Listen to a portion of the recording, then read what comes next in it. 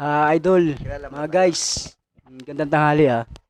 Ito na naman kami, nagkita na naman kami, hindi inaasahan eh. Interviewin ko naman kasi nagkita na naman kami. Idol, may tanong na ako sa'yo ulit ah. Kung di naman kita kinukumpara o inahalimbawa sa mga vlogger, pero ito kasi gusto ko talaga itanong sa'yo pag nakikita kita. Ano bang pinagkaiba mo sa mga vlogger? Kasi isa ka rin pong vlogger.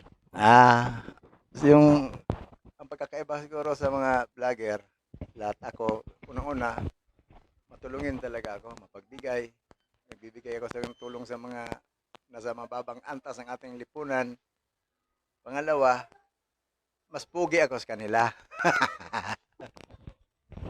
Mas pogi ka naman talaga. Saka, ano ba nasabi mo pa isa ulit?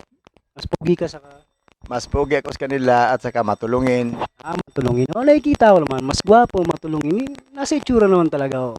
Paghawi pa lang buhok, nakikita ko. Tingnan mo. Kahit sinong artista, oh.